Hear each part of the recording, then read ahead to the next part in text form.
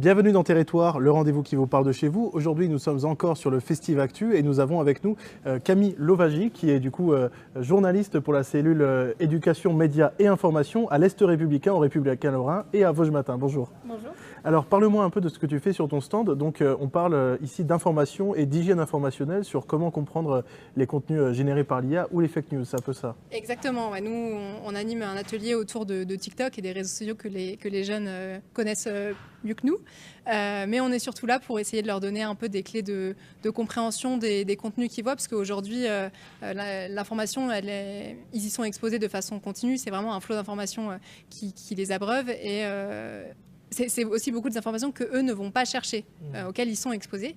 Et donc, on essaye de leur donner un petit peu des clés pour comprendre ce qu'ils voient, les bonnes questions à se poser quand ils sont face à des contenus qui les surprennent, qui les choquent, qui les interpellent. Et voilà, on aborde avec eux non seulement donc, les vidéos qui peuvent être générées par IA, mais aussi les fake news en général et les contenus trompeurs. Et c'est quoi les retours que tu as eu un peu avec ton public? Parce que tu as eu deux grands groupes quand même de 40 élèves. Ça fait beaucoup pour tout seul, sans micro en plus. Mais c'était quoi les retours qu'ils avaient, eux, de leur point de vue?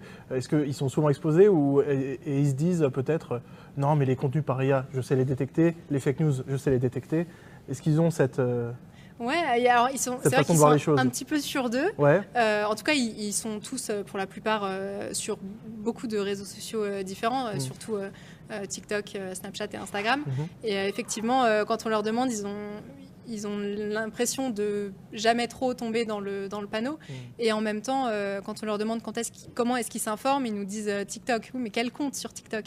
Quel compte tu te fies? Quelle source, toi, tu considères comme fiable? Oh, j'ai vu passer sur TikTok. Ouais. Et donc, on essaye justement de les amener un peu à se poser ces questions pour qu'ils développent, eux, leur esprit critique et qu'ils essayent voilà, de mieux comprendre ce qu'ils voient et comment ça fonctionne ces plateformes-là.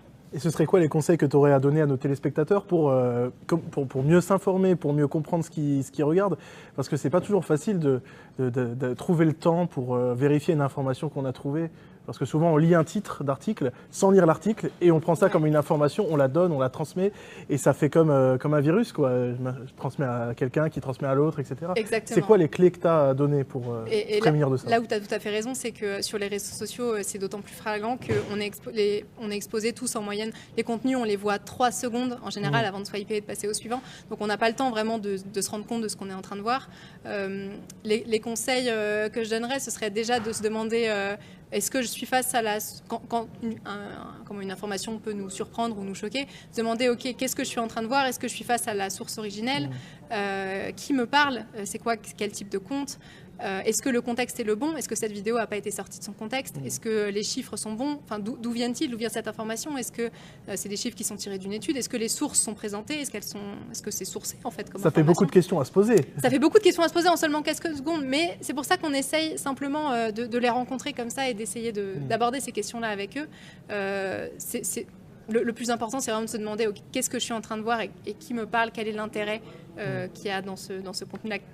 Et ça, c'est des choses qui peuvent être assez accessibles quand même. En tout cas, on plante la petite graine. On plante la petite graine et après, quand ils regarderont le contenu, ils pourront se dire « Ah, ça me semble quand même bizarre, je vais quand même vérifier. » Et rien que ça, déjà, c'est un bon début. Tout à fait, surtout qu'il y en a beaucoup quand on leur demande « D'accord, mais si tu vois quelque chose qui te surprend sur les réseaux, où est-ce que tu vas chercher pour vérifier si c'est vrai ou pas ?» Et en général, ils ne sortent pas de TikTok, ils continuent leur recherche dans la barre de recherche. Ils regardent les commentaires. Exactement, juste d'aller voir, sort peut-être pour vérifier... une recherche Internet. Alors, ils sont beaucoup à citer ChatGPT, mais une recherche Internet aussi pour essayer de sortir de là et trouver d'autres sources. Et on leur explique du coup ce qui est la base finalement d'un travail journalistique, qui est de croiser les sources, de vérifier que plusieurs sources indépendantes confirment la même version des faits. Très bien. Écoute, merci beaucoup Camille d'avoir pris le temps de répondre à mes questions. Et puis, quant à nous, on se dit à très bientôt pour un nouveau numéro de Territoire.